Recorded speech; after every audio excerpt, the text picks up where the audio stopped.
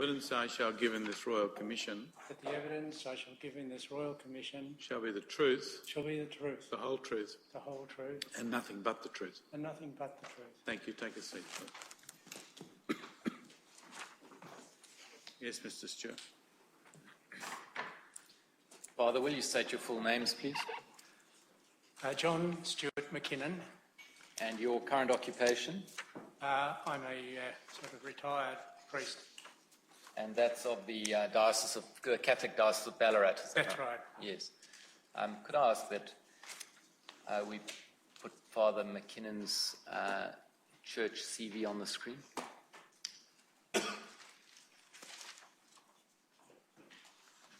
Father, do you see the screen in front of you? You should see there before you your Diocese of Ballarat curriculum vitae. Do you see that? Sorry, Your Diocese of Ballarat curriculum vitae. Okay. Yes, I can read that. You see that? Yes. And so I take it from that that do I scroll up or does it scroll itself? It'll scroll for you. If you need it to go up or down, you can ask. But far enough. Thank you. And I understand from that you attended at the Corpus Christi College in Werribee as a seminarian in 1951 to 1953, is that correct? That's right. And then you went to Rome and you continued your studies in Rome, is that right? Again, right. And you were awarded a doctorate of sacred theology, is that right? Yes. Yes. And now if we can scroll down. And you were ordained on the 21st of December 1957 in Rome, is that right? That's right. And you'll see there it sets out various offices that you held, beginning with the assistant priest positions. I take it that those were the assistant priest appointments that you held in those years between 1959 and 1971, and then you were appointed again in Horsham in 2002, is that right? Yes, I went to Horsham again as an assistant priest this time. Yes, yep. Yes. And what was the reason for that, Father? I had trouble with my heart, and I thought it'd be better to go for a place where I wouldn't have much responsibility, and it would suit me better. Yes. And when did you retire from an active parish responsibility? When I hit 75, which would have been at the beginning of, does it say here? It doesn't say here. 20, I've been 7 years anyhow in Hamilton. I've been retired 7 years. Okay. This is the end of the 7th. Right. And did you, from assistant priest at Horsham, is that the position from which you retired? That's right. Yes. Okay. And if we can scroll down further.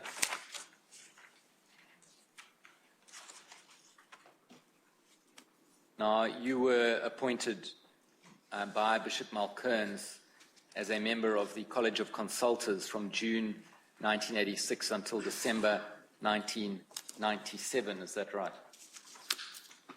I've never been too sure. 86 would have been right. I wasn't sure when I finished. What does it say?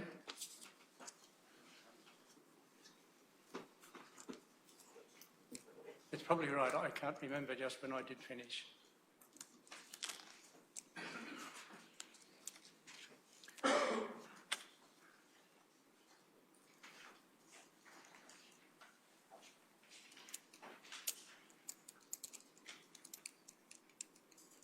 Well, does it say 1st to the 6th, 04? Well, I'm trying to make sense of that myself because I have it June 86 to December 97.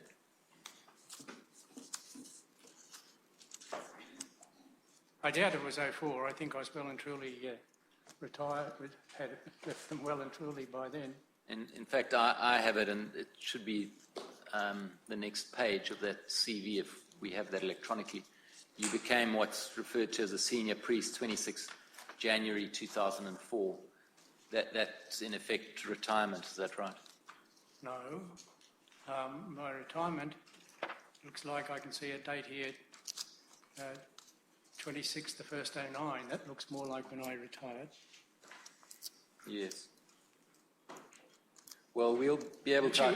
I'm not sure whether I was in Mildura for 5 or 6 years, and I can't remember whether I was a consultant then or not. I thought during Bishop Connor's time that I'd already told him I wanted to retire, but then someone else assured me that I was. I don't remember. And Father, we'll be able to see from the minutes whether you were there, were there or not at any particular meeting. Is that right? And I'm not sure. I thought I finished when I was. I had a bit of trouble with the heart, but I mightn't have. Yes. Oh, no, hang on. Oh, God help us. No, when I went to Mildura. Well, we have it. You'll see there. It's on the screen there, but difficult to see. In dark handwriting, it says, as I read it, Team Ministry Mildura, 17 January 1998. 98, yeah. And I would take it you went there from the parish immediately preceding that. That's right, from Warwick Nabil. Yes. Would that be right? I gather it is. I don't know who put those figures in.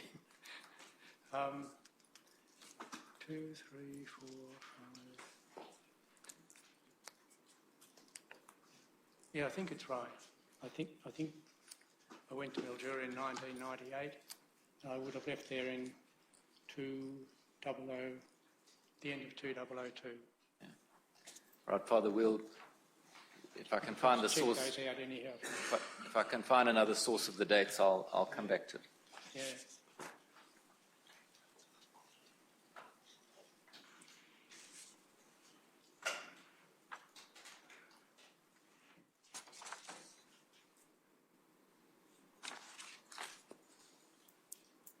Now, do you remember, Father, the first meeting that you attended as a consultant?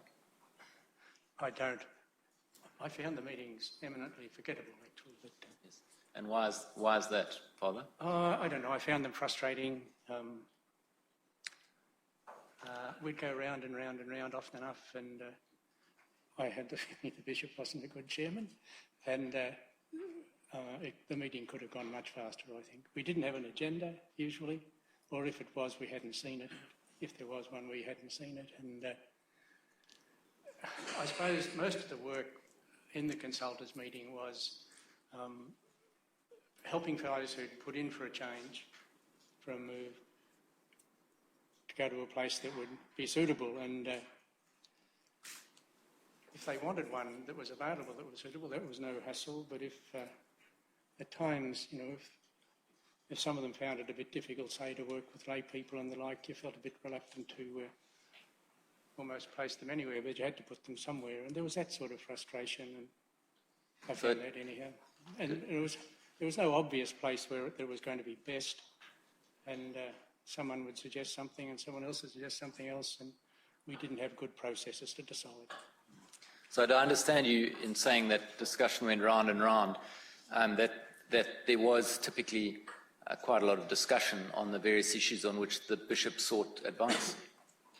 Sometimes there was, sometimes there wasn't, especially if a fellow had applied for a place beforehand that was known to be vacant. There was no discussion normally unless someone had a reason to veto. And on occasion, was it discussed that any particular priest had any allegations against him in respect of offending sexually against minors? I don't recall. I doubt it. I don't think so. I'm not sure whether anything came up during that time I was a consultant, but my memory would be, I can't remember it anyhow. I'm inclined to think no. There'd be no discussion as such anyhow, because he wouldn't tell us if it was an offence against minors. We were just told in that case that someone would be moved, and the bishop would have somewhere in mind where the fellow would be moved. So we'd normally just go along with that, save a bit of time discussing it, really. Did you make assumptions about the reason why the bishop was going to move somewhere? No, not normally. What did you think? Why was? Sorry? What did you think then? What did you think was the reason for the move? Well, moves happen pretty regularly, and it could be that a fellow just had asked the bishop could he move on from where he was, and the bishop decided, well, I don't know, as we read it, this would be a good spot for him. Moves happened often enough with some fellows anyhow. There were some who were restless and seemed to be wanting to move pretty regularly, and others who were happy to settle down in a place and didn't like to be actually moved from it. So it differed a bit as to whether there was any... to my memory, there was never any real query as to why he'd be moving. On the other hand, I suppose...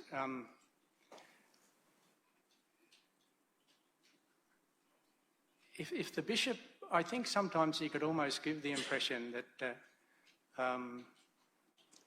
that was all he was going to tell us, or wasn't going to tell us anything, and at least I'd pick that up myself, and we'd just go along because we had no reason to query him. We just didn't know what the problem was. It could have been any number of problems other than pedophilia. So I might understand that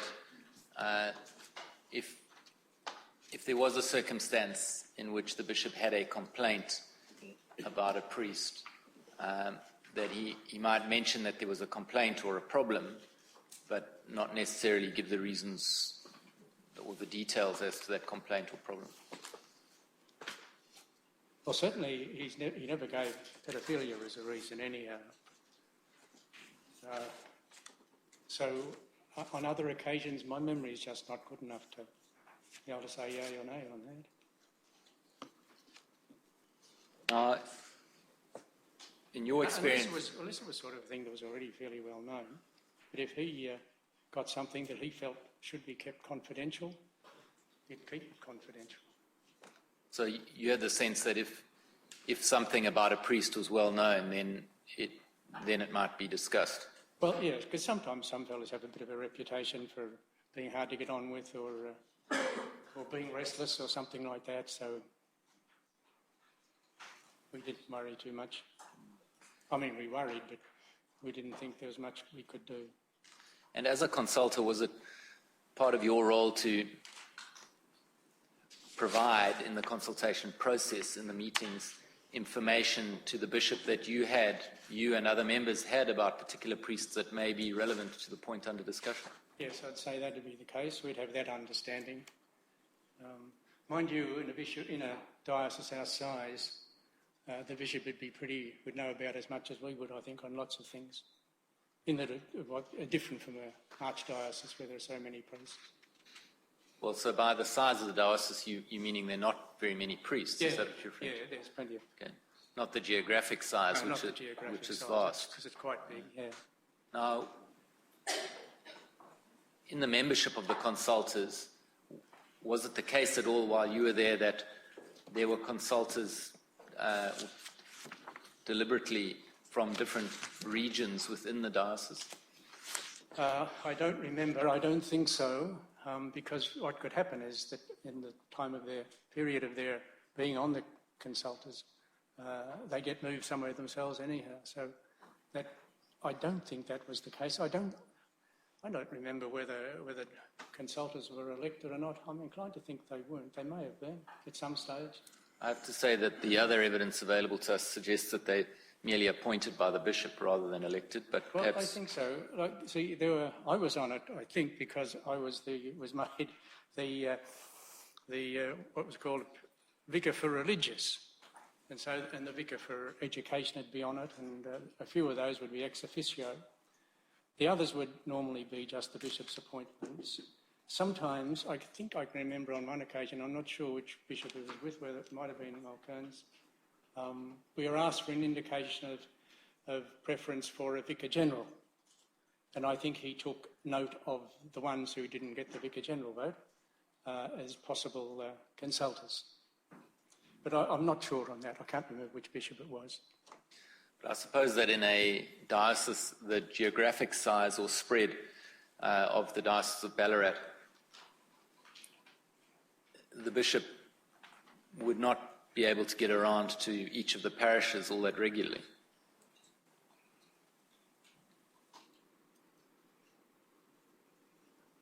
I presume that I don't think he'd have a program for visiting parishes, a certain number each year, and I don't know how many of them there were. So that would get him around. It'd only be, the other visiting would be just casual. He'd meet us though at diocesan gatherings, and there'd be a number of those, so would he'd get to know us that way. Would it be the case that he would draw on what the consultors knew or had heard that might be relevant to a question of placements that might arise before the consultants? If we had something useful to say, I think he'd listen to it, yeah. And there was space within the meetings to say something if you felt you had something to say? If we felt we had something to say, yes, we had the opportunity to say it. Now, it was the practice, as I understand it, that the minutes of a meeting would be read out aloud to the next meeting in order to be able to be confirmed. Is that right? That's right, we do that. But mind you, it'd be a few months after the meeting, but mainly they were just dealing with who went where, I think, the placements, staffing. Yes. So well, perhaps I can show you the minute in the Ridsdale tender bundle at tab 46. It'll come up on the screen for you.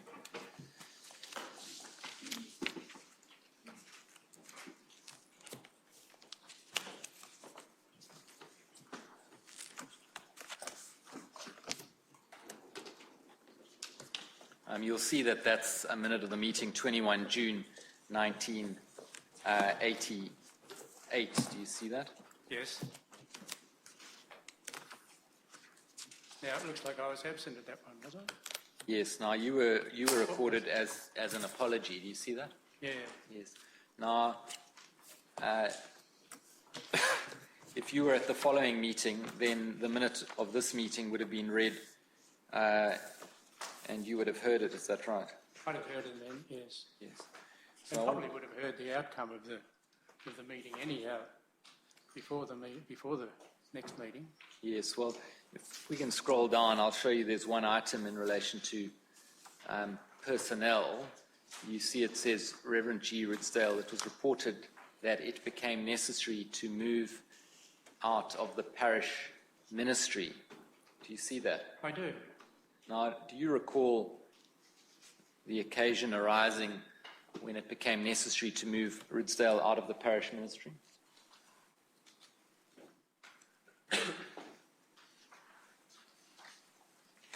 No, I'm hesitant to answer that one because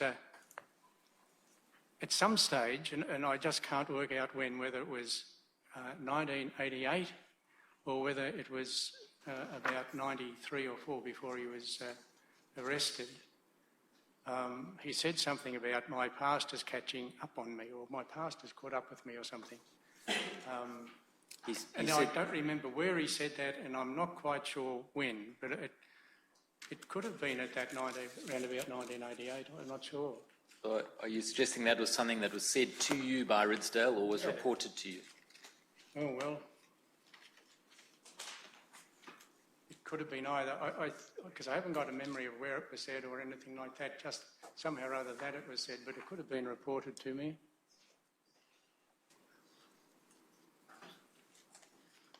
I don't know.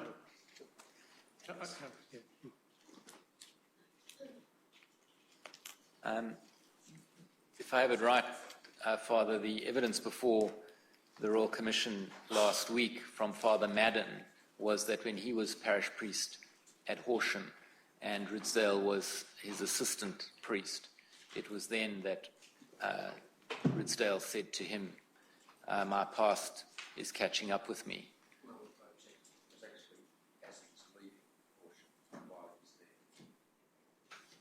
While he was there and the moments before he left, he said to Father Madden, my past is catching up with me, and that was the reason for him he gave to Madden to have to move on. Was it perhaps that was reported to you? I don't know if it was reported or if I heard it. I just don't remember now. Because that suggests that it was possibly here because Ridsdale left Horsham in May of 1988, and it suggests that it may have been here at this meeting. I mean, granted, you were not at the meeting, but you would have been at meetings after that, that it was reported that Ridsdale had said his past is catching up to him. Do you know anything about that? If it was a reporter, if I heard it, I suppose the next thing I was expecting is that he would be arrested, but it hadn't happened, I gather, by this meeting, and I'm not sure. I don't think it was happened until a couple of years later. That's correct. So, which also makes me wonder whether it was in 88 that I heard it or not, but it could have been. Father, by 1988, it was widely known the church had problems with priests and young children, wasn't it? Again, I'm not sure in my... I just don't seem to be able to put things in order, hold things in order. Right. You've never had reported to you the work that the Bishops' Conference was doing and looking at these issues? If they were on it, I probably would have heard that. Yeah. Because it had broken in the States, in Canada, I think. And in 1988, where were you based? I was on a roving job. I was full-time on a project called Ministry to Priests, in which meant half the time I was in Ballarat and the other half the time I was working on the national level, moving around. Working to help... Working with dioceses and so on, yeah. To help dioceses do what? Oh, well, trying to help dioceses to... It was a kind of hoping to help in the ongoing formation and if you like, sort of the emotional, I think, maturity, largely, of priests, and the spiritual maturity of priests. Would it be appropriate just to say a word about it? Yeah. In 1985, I think, by 1985, the bishops had established a house in Canberra for the ongoing education of priests. It put on courses and things like that. The director of that had the feeling that while they were there over the 3-month course, the fellows were often sort of helped, but then they'd go back to where they were before and would fall back to more or less where they were before. And so his thought was that if we could find something that would support priests on the job. So he found out about a program in America called the ongoing education. No, what was it called? The place that was called the Centre for Human Development, actually. I think that was it. And there was an American named Vince Dwyer, who was a Cistercian, who had mounted a program in America that had also moved to England. And he came out to Australia to speak about the idea to the bishops. And I gather it was about half the diocese of Australia decided to take the program on. And part of the motivation to get priests who took part in the program was to, as it were, preface their work with a series of psychological tests, 3 or 4, 5, 4 anyhow. And they were given the outcome of that, and that became a basis for discussion, and they'd work out a program basically for their own continued growth. But what were the problems that the program was seeking to address? Probably about 1,300 priests of Australia would have filled the questionnaires. What was the problem? The program? What were the problems? Yeah. Well, one of the things that showed up, I suppose, was that in comparison to the control group that the questionnaires had been worked out on, we were about 6% or so less developed, less emotionally developed than, as I say, the control group. I think that had all sorts of... we explored that a bit, you know, what are some of the sources of satisfaction and dissatisfaction, and how does it show up, where does it show up? I suppose it meant that I tend to say it's a bit like a third, a third, a third. Depending how you divide the groups, about a third would be reasonably emotionally dependent, particularly on their bishop. Authority would not have developed a very developed approach to authority.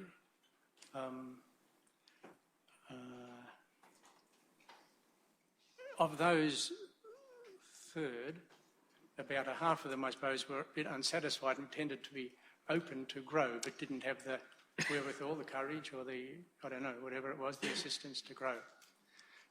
I would think another dimension of it was, it meant, I think, that we had problems with, given that sort of lesser development, that group, that one third, would have had problems with relationships, with intimacy, with leadership, with,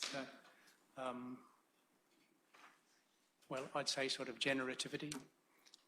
I think it indicated that there are a third of the priests anyhow were struggling. There are another third who were probably more comfortable, but and had a bit more sort of sense of their own identity and self, but were probably more law and order motivated. Authority was important to them, at least as a focal point to oppose or to go with. But I think that's significant. There was another third that I'd say were probably reasonably integrated and able to, as it were, move beyond law to in the sense of seeing the values that law is meant to protect, and able to sort of interpret the spirit of the law and make their own decisions a little bit in that case. In a sense, I suppose you'd say whose consciences were more formed. Of that top third, I suppose half of them hadn't arrived at it, though. We're sort of moving in that direction, but we're finding it difficult to be confident to take the step. So I think those things are significant. As I look at myself, I would say our attitude to the bishop, I think, and this would have been strengthened, deepened by the subculture that we were part of, the clerical culture. We had a deep respect for the bishop. The whole authority thing in the church, as you're aware, no doubt, has been emphasised. Just even the titles, my lord and your eminence, and even father, I suppose, they're titles that don't encourage growing up, it seems to me. And I think that's a real problem. I really do. You're painting a picture, I take it, of the whole of the priesthood. Yeah. In your third and a third and a third. A third, yeah. It's not a picture that reflects an entirely mature body of men. I'd say that, and I think a sad fact too is that as diocesan priests, we're more or less in positions of at least middle-level leadership, and now we're a bit immature, fairly immature. And into all this comes the question of abusing children, doesn't it? Sorry? Into this environment comes Yes. the question of abuse of children. Yes. And I assume that in the work that you were doing, that was a factor that had to be considered. My memory is that we never discussed it. And I'm not sure why. Well, we've talked before, but it's been known about as a potential problem in the church for centuries. Yeah. Oh, well. Yeah, I'd agree with that, but it wasn't talked about. I don't think it was. You mean, do you mean by that no one knew, or it was pushed under the carpet, or when you say it wasn't talked about, what do you mean? Pushed under the carpet, I would think. So, I would suspect there was as much in earlier ages as there is today. I'm not sure, as there was anyhow in that time. I think human nature is probably pretty much the same, and I think the clerical culture hasn't moved much if it has. So what you're saying, as I understand it, is the program was developed to help priests, but it didn't talk about the problems of sexuality and the difficulties that can arise for some priests who become sexual offenders. It'd be up to the local diocesan. Each diocese that took on the program would have a director of ongoing education. It'd be up to the local man to decide whether they would have in-services on some of these issues or not. On what issues they'd have in-services. Conflict resolution, assertiveness, leadership. But the Canberra program didn't include it? No, I don't think so. No, the Canberra program was mainly intellectual. There was a whole support of, spiritual direction and so on, but the two basically operated independently. And the Canberra one didn't go on for much longer. Lack of use, really. You mean priests didn't go to it? Priests didn't go to it. No. Why was that? I think we're all hard to move. I think we don't see the need of it, or if we do see the need of it, we might be scared of it, and I don't know. It's hard. It's probably part of that emotional difficulty we have, emotional development difficulty, that self-knowledge is not all that great, and the ability to share where we're at is not all that great. I think that's part of the whole culture that has to be somehow or other. I don't know. You're talking about a contemporary church now, I take it. Yeah, Church today. I'd say I'm a bit out of the loop these days, but I just think human nature is human nature, and the clerical culture is the clerical culture, and I'd be surprised if things have changed all that much. I think it's, I don't know. I hope the formation process has improved. We had when I was, of course, ancient history, sexuality wasn't even mentioned. Well, when I say that might be a bit of an exaggeration, but it was hardly mentioned. And it was never mentioned in a real way. And then you say in the 80s, you weren't conscious of what the church was starting to learn about itself. I would hope so. That was the second half of the 80s, about 85, 86, we took it on. It started to go out among the dioceses around about 85, 6, I'd say. So did you start to learn what the problems were with sexual offending then? No, we didn't. I don't think we touched into that at all. I remember, I think it was in about 93, but it could have been even after Ridsdale was arrested, that I offered a 2-day session, I think, in a place called Hall's Gap for any priests who wanted to look at the issue of sexuality and so on. And one of our speakers, at least, was a priest of the diocese at that stage, Father Dan Torpey, a psychologist, and he presented some information. My memory of it, which is virtually nil, but I think we found it hard to share. Hard to share what? Anything, our inner life. The question, one of the questions we raised wasn't so much is it a problem of ourselves, but how are we coping with it, what effects it's having on us, that sort of thing. And I don't think either we weren't in touch with what it was doing to us, or we weren't able to share it. Some did, but I don't think a lot did. I hope we've improved on that. I don't know.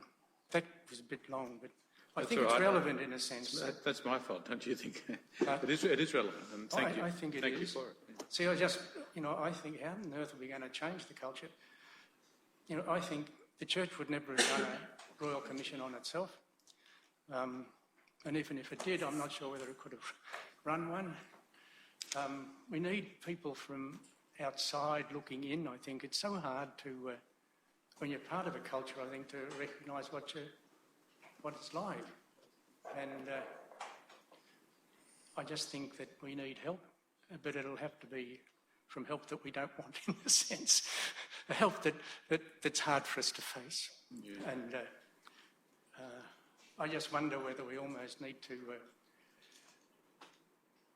this is just me wondering, go to a stage where we've sort of almost we've got to face the wall before we bounce back, I think, in a realistic way. But I hope this helps us, really do. Thank you, Father. I'll ask that you be shown again your curriculum vitae, because I just want to identify the period of time that we're talking about that you were doing this work. If we look towards the bottom of the page, it should be in front of you. It's a bit hard to read there, but you see where it says Special Officers Details. And then Yes. a few lines below that, there's something which is underlined, and it says Director, Ministry to Priest Program, February 1985. Yeah. Episcopal Vicar for Religious, Yeah. February 85. So was it that position of Director, Ministry to Priest Program? Is it in that position that you were doing this work you've been talking about? Yes. It was as that. I was what was called the Director of Continuing Education, I think I was called. Yeah, with the priest. It wasn't as formal as the Vicar for Religious, which was a canon law sort of. Yes, but you did the two simultaneously. I did, yes. But not that the Vicar for Religious meant much, because the religious had their act together well until by 85. And am I to understand that you finished in that position when you then took the parish priest appointment at Warracknabeal? No, I stayed on a little longer. In fact, I offered to go to Warracknabeal because I just had the feeling that some of the priests probably felt, well, it's all right for him to talk. He's not running a parish. He's not in a parish. So I thought, oh, well, my own credibility might pick up again a bit if I get into a parish. But then I was asked to chair another pastoral planning task force. So when that came on, I asked, could I be relieved? So how long after you became parish priest at Warracknabeal did you continue in this position? I'm not sure. I'd say probably for about 2 or 3 years. So it might have been up to 1995 or so? About that. Yeah. I'm not sure about that. What was the... Once the other work came on, like the pastoral planning investigation, that was a pretty full-time job too. So and is that something that's reflected on that page there, the other work that you refer to? No, it's not mentioned there. It was just a temporary role, and it was a temporary task force to come up with a suggestion as to how we might face the changing structured church.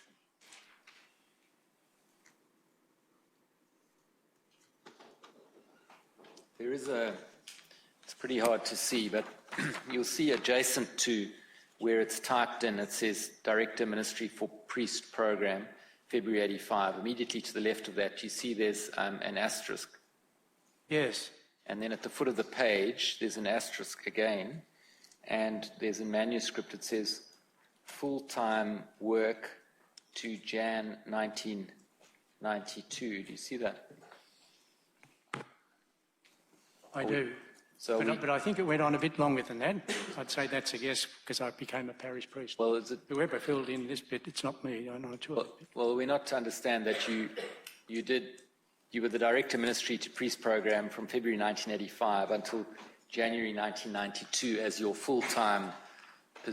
half-time in the diocese and half-time on the national. Thereafter, you had a parish priest position, so you were doing that in combination with this director position, which was then not full-time, is it? For about 3 years or so. Yes. I think it was about 3. And that work took you throughout the diocese, I suppose? Ideally, it did. It was mainly, as things turned out, would be organising the occasional in-service and making that happen. We had a team of fellows who I'd work with or through. Part of the program was that after the initial introduction to things, fellows would choose if they wanted to have one priest whose responsibility would be to see them basically once a month and ask them how they were going at that program that they themselves had worked out for their own ongoing professional development. There was another opportunity offered that, again, it was up to fellows to decide if they wanted to join it or not, what we call support groups, where groups of 5 or 6 fellows would get together roughly on a monthly basis and just to support each other. It could have been just to have play golf together, or it could be that they would go into something a little deeper than that, and it was up to themselves to decide how they would do it. But it was to break down something of the isolation of the diocese. So might it have been in these interactions you were having with other priests from the diocese that you learnt of what Ridsdale had said to Father Madden shortly before he left Horsham about his life as Catholic? I was a friend of Father Madden, and got out many times, 88, 90, just because Warwick-Nabeal would be next to Horsham, but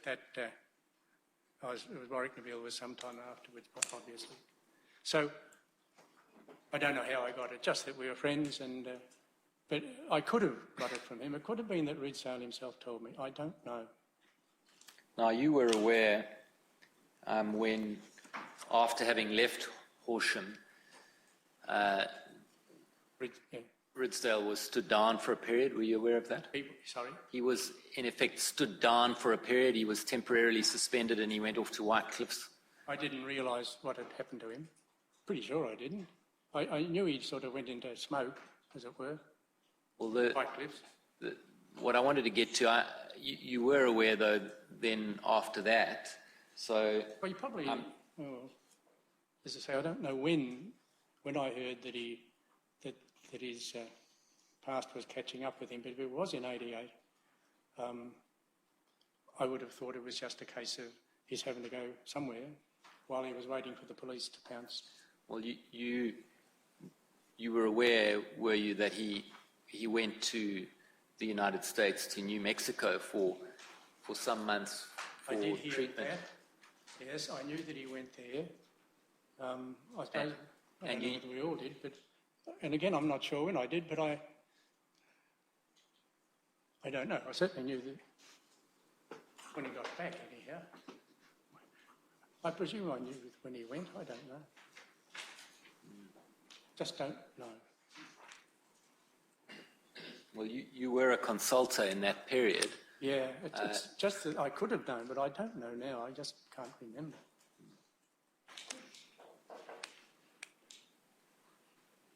Now, did you ever have occasion to discuss with Bishop Malkerns Gerald Ridsdale, and in particular his offending against children? Not really. I suppose I was a little bit disappointed with that we didn't get together much and talk about what's going on or what the vision was, what vision I had, and we didn't do that much. But I do remember, but I'm pretty sure this would have been after, this would have been in 90, while I was still in Warwick-Nabeal Parish. Would have been after Ridsdale, I think, was jailed, because it would have been in the papers and so on.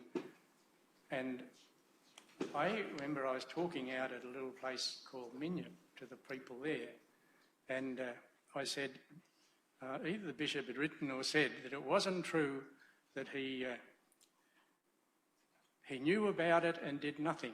And I quoted that. And after Mass, someone came around and said, that's not true. It just happened to be that a visitor was in the congregation whose son, I think, had been offended against. And she said, we told the bishop and so on. So I did go to see the bishop after that and say, what's all this about? And, well, not to those words, but something like that. You know, what is it? And by which, sorry, just to clarify, by which you mean you said to the bishop, you said you didn't know, but someone's told me that you did know. Yeah. And he said, I didn't say I didn't know. He's a real lawyer. He did say, what I said was, it's not true to say I knew and did nothing. He said he did what he could, I suppose, at that stage. I don't know. I gather he sent him to counselling and all that sort of stuff. And then eventually to New Mexico. Did he tell you what he, being the bishop, did he tell you what he had done or what he thought that he had done? Did he seek to defend what had been done? Yes. And I would say, well, possibly, I don't know. I think I might have been the wisdom at the time, I could stand corrected on this, that councillors thought they could motivate a person to stop. I'm not sure of that. I think that was the case. Did the bishop say that to you? No, he didn't say that. So what did the bishop say in defending what had been done? The exact words were, it's not true to say that I knew and did nothing. I think he might have mentioned Augustine Watson and another priest, whose name I'm not sure of. I think it might have been, no, I bet not, use case it's not he, but who was a Franciscan psychiatrist, I think, and but he said he'd sent Ridsdale to these fellows, and they, I gather, thought that Ridsdale might reform. Now, so when you say when you say you gather that, yes, in other words, you gather what the psychologists or psychiatrists might have said, do you gather that from the fact that Ridsdale was placed again in parish ministry, or do you gather that from something the bishop told you? Oh, he hadn't told me earlier on. I just gather it because he went back to parish ministry. As I look back, we were looking back, of course, and I didn't want to be the Grand Inquisitor, but I just thought, if I'm going to be talking about this, I want to quote him right and not mislead people. Was there a discussion between you and the bishop along the lines of what it is that you can say publicly? No, I don't think so. And by this stage, Ridsdale was already, I think, arrested and in jail, I think. Yes, I understand. You've said that was, in a sense, what triggered that. Thank you. Now, of course, who I refer to when I refer to Paul David Ryan.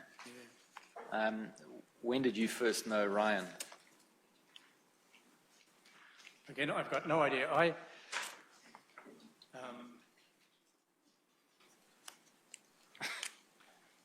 don't know. I suppose I knew him when he first came to the diocese, whenever that was, but knew of him. I'm not sure. I can't remember, and mind you, my memory's not much good, but I can't ever remember having spoken to him personally.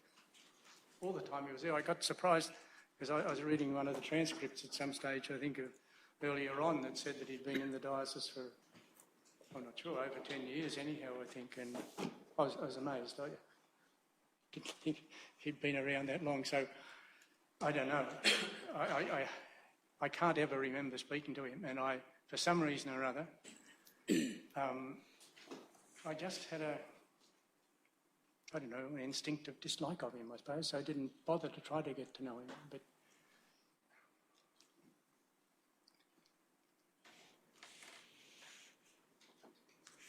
And Father, are you able to identify when it was that you first heard that there were allegations or complaints about Ryan and offending against young men or adolescents or being involved sexually with them? I don't remember when I would have heard, but I think when I would have heard, I wouldn't have been surprised. Just not because I knew anything, but because I just, somehow or other, I didn't like him. I thought that might be why. I don't know. Personality stuff, something or other. You're not able to identify when or in relation to any other particular events when that might have been? No, I can't. I'm sorry. Well, I'll take you to some of the events along the way, and that may assist you. If I can show you in the Ryan Tender Bundle, tab 57.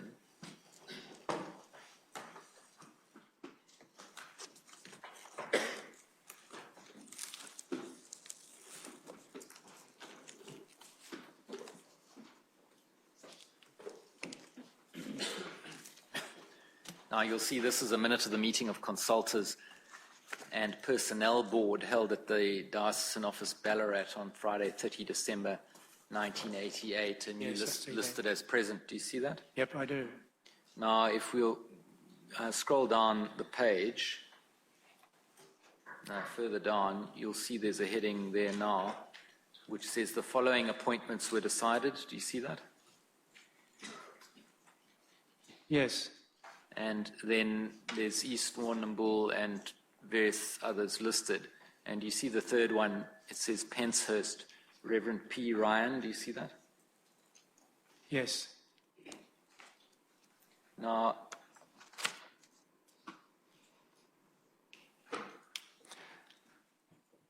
When was this? 88, was it, you're saying? yes, that's right. It was 88. December 1988. Now, do you remember any of the circumstances with regard to Ryan being appointed at Penshurst? I don't remember.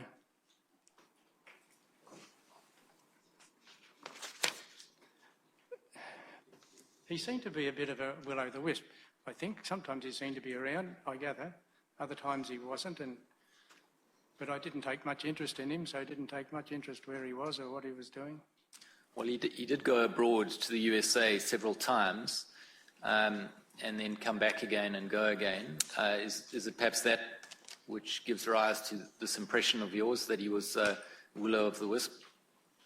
I think it must have been that. Yeah, he just was there and then he wasn't there. But prior to this appointment as parish priest at Penshurst, Ryan had been assistant priest at Terang.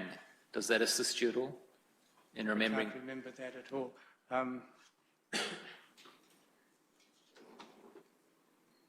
In any event, perhaps we can move on. If I can show you tab 61.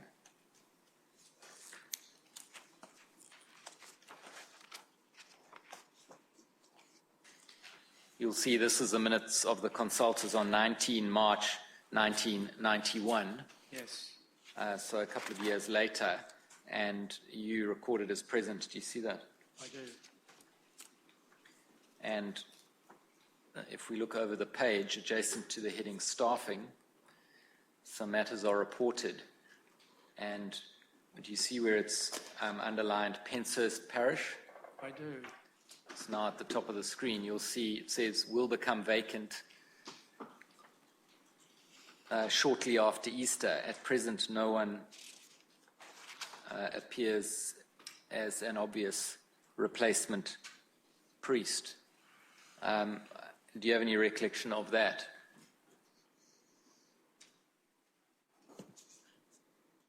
I don't.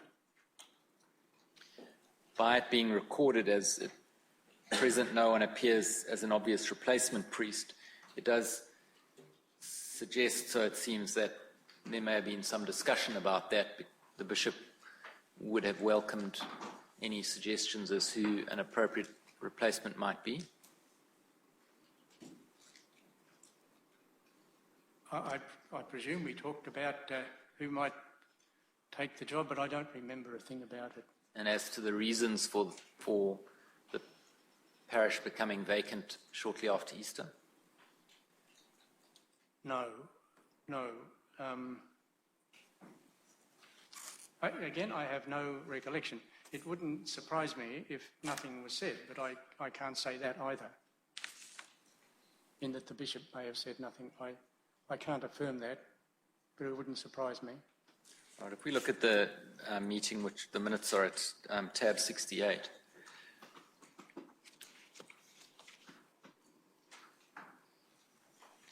You'll see this is the meeting 7 May 1991. So a couple of months later, and you'll see that you are recorded as present. Again, Do you see that? Yes. And then if we look at the next page, you'll see in relation to Penshurst, it says Father P.D. Ryan has resigned from the parish. Bishop Malkearns has accepted the resignation. Now, firstly, it would be unusual for a parish priest to resign from a parish. Yeah. Would that be right? Yeah, most unusual. For a younger fellow, anyhow. Yeah. I mean, I suppose an older priest might resign in the sense of retire. Would that be right? An older man might want to retire And or get an easier job, although Penshurst wouldn't be a difficult place. but if there was a parish priest somewhere who wished to go somewhere else, or perhaps as what happened in your case, following the heart difficulty you had, you wished to take an assistant priest position, that would be by request to the bishop and a reassignment. It wouldn't Yes, follow a resignation. Well, I suppose I resigned, but I'm not sure of the technicalities. But I didn't see my own as a resignation of the parish. But this unusual, as you accepted, circumstance here of a parish priest not being senior in years, resigning, was that a point of discussion at that meeting? I don't know. Either the bishop sort of made one of those sort of comments where he said Paul Ryan will be resigning and whatever, and gives the impression, don't ask me anymore. I don't know. You would expect it to have been a point of discussion, though, wouldn't you? Yes, I would. But I'd also make the point that was there earlier about somehow or other this doesn't excuse us at all, but somehow or other the power of the culture, I think, was such that if the bishop gave the impression he wasn't going to say anything, we didn't push him. And I think that's failure on our part. So an acceptance wouldn't happen now. Sorry. An acceptance by the consultors that the bishop may have his reasons, and it's not up to us to inquire Well, what they are. we at least ask him, can you tell us why? I don't know. I wouldn't surprise me that we let it go. But we may not have, I don't know. And you say you think, looking back, that's a failing. You say, looking back, you think that's a failing. Yes, on your part, yours and your fellow consultors. I think there are a lot of failings. I think one thing is we weren't even we didn't have our antennae up to be sensitive to the possibility of child abuse. I don't think we did. And whether it's just easier not to, or whether it's just that fact that we're just, I don't know, that our development is not,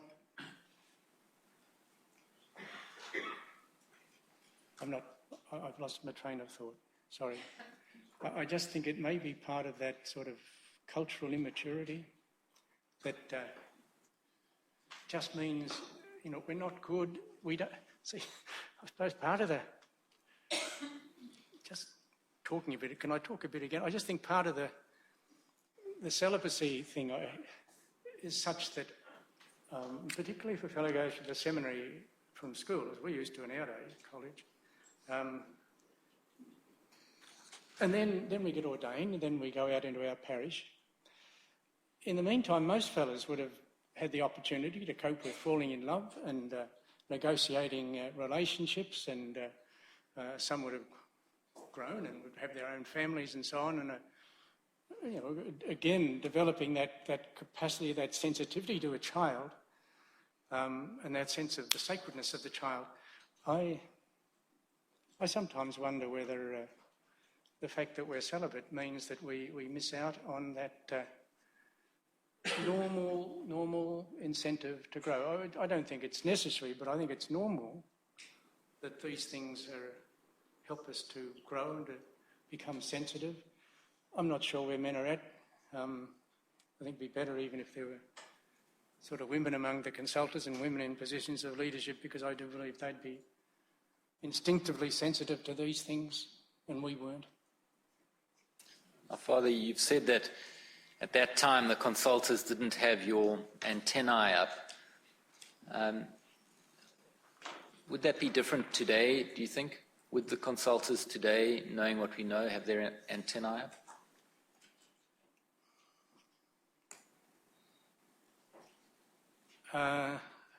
Well, not even sure who the present consultants are. I know one of them, who I think is a wonderful fellow.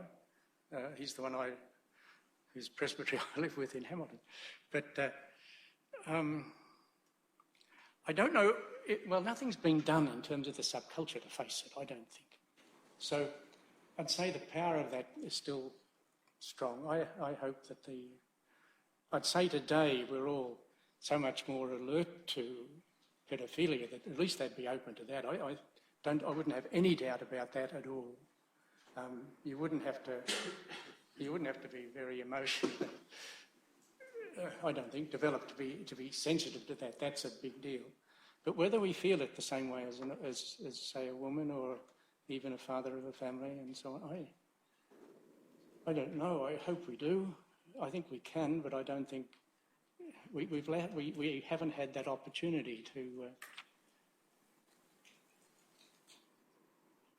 for our capacity for intimacy and generativity to develop as fellas usually would have.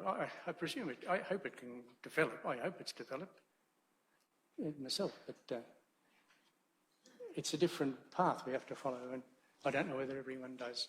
I think the normal path is falling in love and negotiating relationships and having a family. I think that's a wonderfully, or can be anyhow, a wonderfully maturing thing that we miss out on. Father, I want to explore just briefly with you what you've just said.